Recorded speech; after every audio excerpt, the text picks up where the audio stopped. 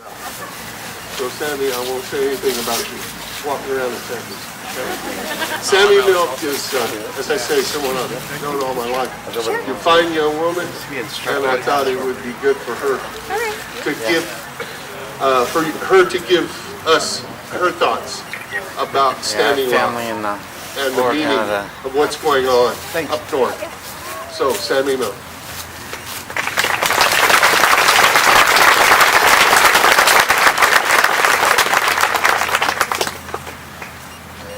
Good evening, everyone. I just wanted to start off by saying thank you so much. There's a lot of people here.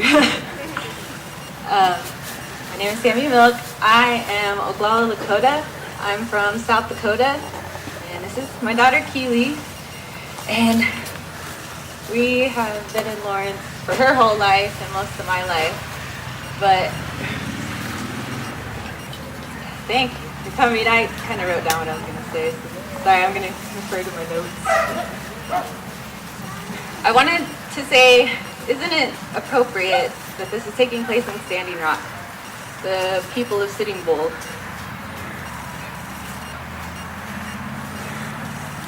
And I just wanted to kind of mention, we need to remind the Dakota Access Pipeline about Sitting Bull's people's record. And I don't know if a lot of you know much about Sitting Bull and his people, but they stood their ground the longest. And so we kind of need to remind the pipeline that they messed up the wrong ones. I really wanted to emphasize a couple of things. The first being that we can't hold any hate in our hearts about what's going on. And it's hard.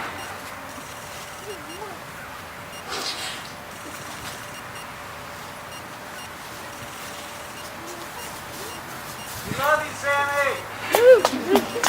Woo!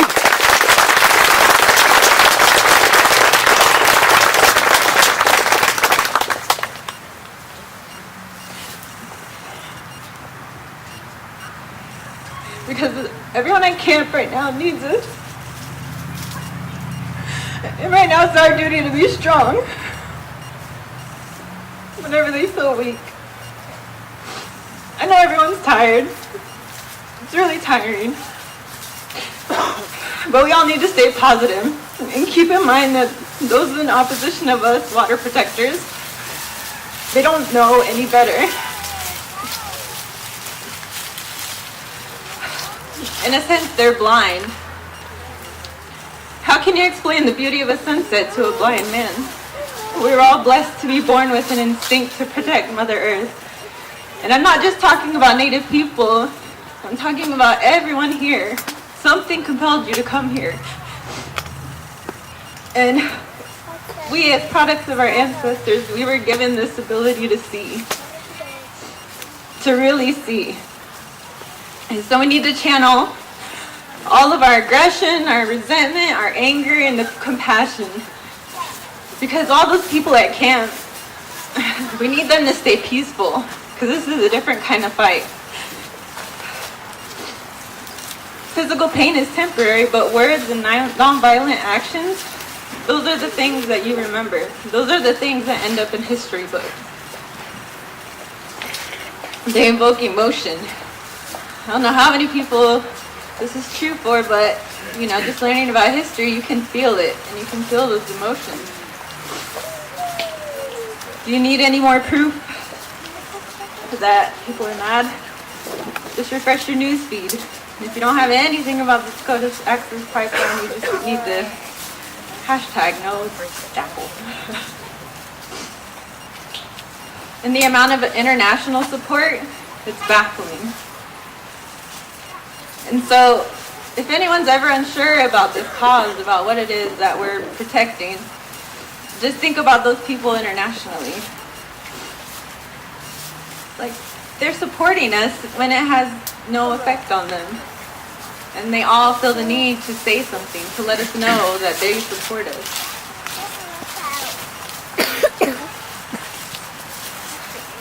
They can feel it. They can tell you're getting knocked down over and over. Seems like every week is something different. But the upside is, look at the Maoris. they're performing Smells more good. dances for us. That's There you go. much.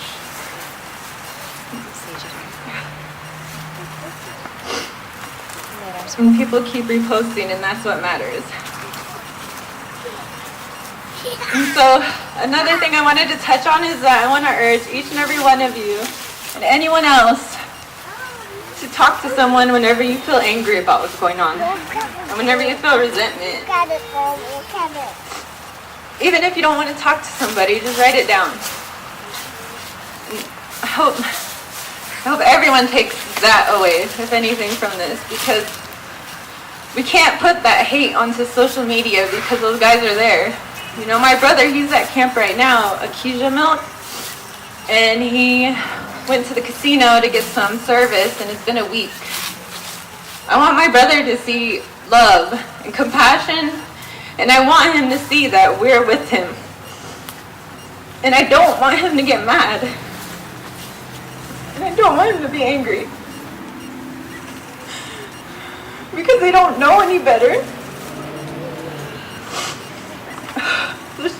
Just keep that in mind.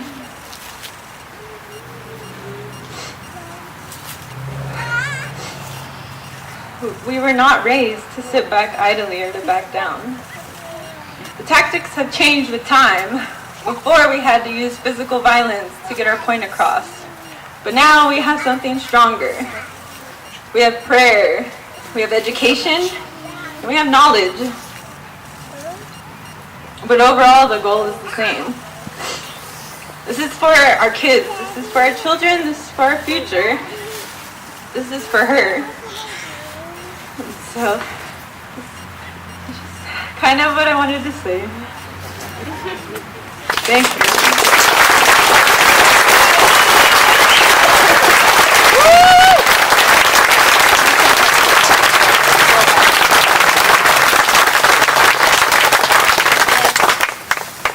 Thank you, Sami.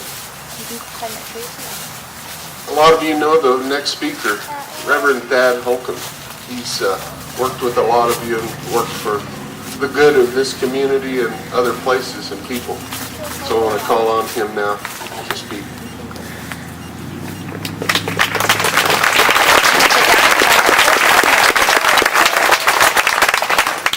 Thank you, Steve. I need a little bit of time to recover. Those words were powerful.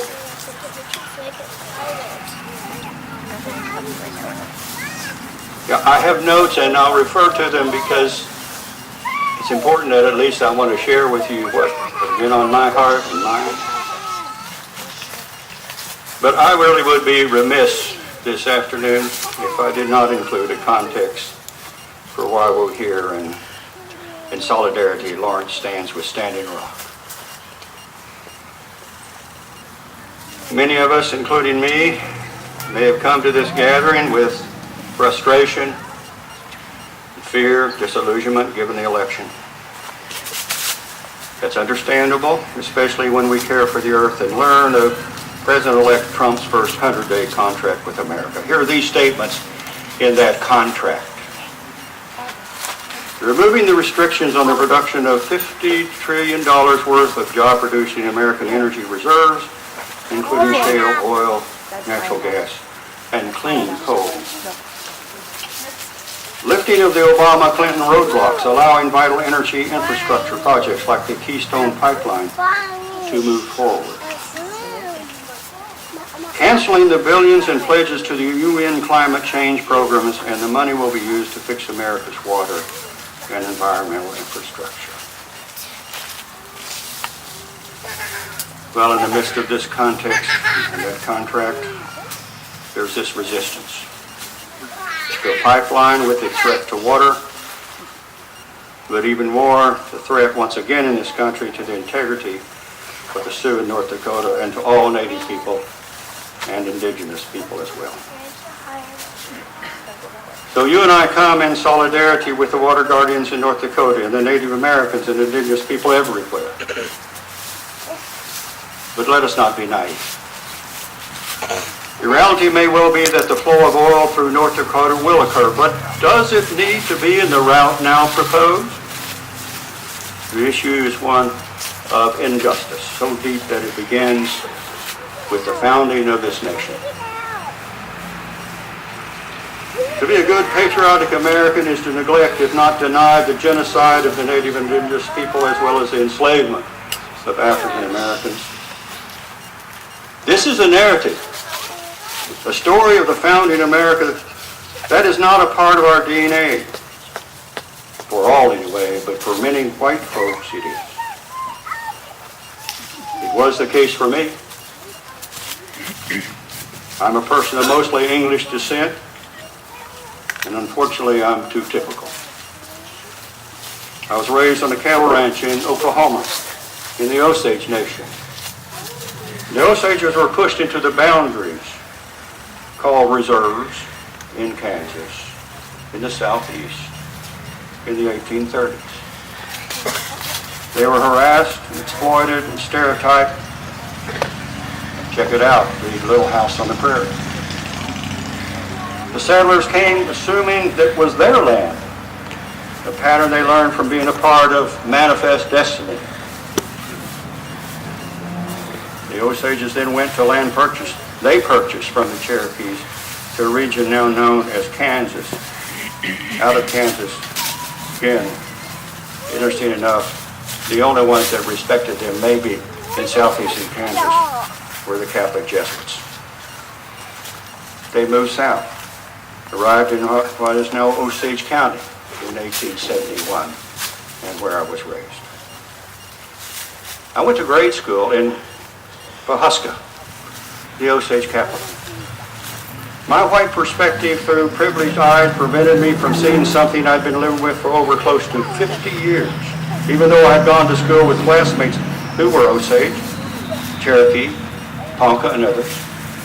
My classmates had names like Big Heart, Red Corn, Mashonkache, Labadee, Frontier, Moon. The list goes on, but I don't really know them because systematic racism does that. We had no education, nor did they in any of our grades from K through 12 on the history of Native Americans in Osage County, well enough in North America. Such lack robs one of the possibility for relating to others in a more complete way. I was awakened to see justice needed and justice denied.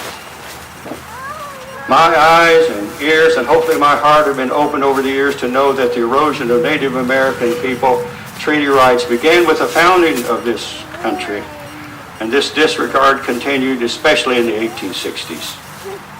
An attorney, Peter Copicella, who has represented the Standing Rock tribe in the past, stated, quote, "The war against the Standing Rock Sioux tribe is the longest war in American history, and the pipeline is a new front." Reports describe that the pipeline being contested was originally to go north of Bismarck. If not proposed initially, is it still an option? But why was it not initially routed outside of the Sioux sacred space? It's the same story, one we were familiar with in Lawrence when one reviews the struggle to reroute the highway through the Haskell-Baker wetlands. Going on an alternative route would have meant purchasing land of those who lived south of the Wakarusa. It was not convenient. Instead, the wetlands, considered to be a sacred space and a vanishing ecosystem, were to be the route of the South Lawrence Trafficway. And today, even in the Lawrence Journal World, the Trafficway was touted for it being, at least 10 minutes quicker to get across town. It was convenient. Again, and less expensive possibly to go through the wetlands than south of Wakarusa. Now, what is the definition, if I may say, of convenience? It's where one serves one's comfort or interest. It reduces work or time required to do something. So, denial of our national history is convenient. Denial of the diversity of citizens is convenient. Continued denial of the rights and integrity of the Native Americans and indigenous people is convenient. I want to share you an analogy, and some of you are going to be defensive about this possibly. Convenience and profit fit with our purchase of water, bottled in plastic. When we purchase bottled water, we are exercising a privilege that is abusive to the earth and profitable to many. It's convenient to use a container that's often not recycled and drink water that's no purer than that of the Father. It's our wanting convenience that sustains our continuing to purchase water in a plastic bottle. And so the current route of the pipeline in Standing Rock is convenient. It's less expensive. It does not have the opposition it might receive if rerouted. It is less expensive to build on that route. Systemic racism will continue until we recognize it for what it is. It is convenient. Like using bottled water. We will continue to reap the rewards of convenience rather than change our habitual acting out of our misinformed national story of origin. You and I are living in a society that has and continues to believe that manifest destiny was the right call. As good Americans, we therefore deny the effect of cultural trauma experienced by the Native and indigenous population, well enough African Americans. We continue to buy our bottled water. It's convenient. The advertising tells us so. If we cannot stop buying bottled water, how are we going to acknowledge our need to rewrite the history of this nation through our schools, K through 12, and through the university? We are going to find the discipline, what I call a spiritual discipline, to read and educate ourselves so that we can challenge the value of dollars over the integrity of Native American indigenous people. We have homework to do. I do. I think we all do. I propose that many of you, though, have been doing your homework, or you wouldn't be here. In my faith tradition, we have the word repent. Now, do not confine that word to what many radio pastors like it to be, a preconceived notion there that comes with that it's a conversion only for the sake of saving one for the next life. Contrary to that, it is a word about turning around, making a U-turn. Need to make this U-turn even where it's prohibited by the dominant culture, and rewrite our personal identity and our national identity. This U-turn is not to life after death, but to the very depth of our living, including the suffering in this society and the disruption of the web of life. We cannot do that rewrite and abstaining from the convenience of believing the old narrative of our nation's beginning. We do not admit that you and I, and many of us anyway, are addicted to the old story. We need others just to help us out of that, to get off our addiction. If we do this as task, we'll open ourselves to practicing the compassion which you just heard spoken to so well. And once you empathize and are willing to be in solidarity with those who before you did not wholly appreciate, you will be drawn into a call for justice. And you join with others in this call for justice is not easy. We're a people who have increasingly been seduced by the individualism of our day in contrast to a nurturing of the common good. We pride ourselves in our uniqueness as individuals, thinking that if we are in any community, we lose our uniqueness. Actually, it is in community where we share ourselves with one another that we enhance our uniqueness through trusting others and learning to listen to others, to listen to ourselves. In so many ways we have been enthralled with our being so unique as individuals, we do not realize, along with others, that we have been complicit in what is happening in North Dakota. And so coming here tonight is an opportunity for me and you to recognize our complicity and make the U-turn. By being in solidarity with the Guardians in North Dakota, we can join in rewriting our national and personal narrative. This result will be a willingness to listen to others and appreciate the uniqueness of our witnesses, and to be advocates for restorative justice. In my tradition, the words of Micah, the prophet who spoke out in a society of the very rich and the very poor. It was also a society where oppression was perpetuating a false story of privilege to the wealthy. And his words, often quoted by Martin Luther King Jr., ring true today. It's a question that begs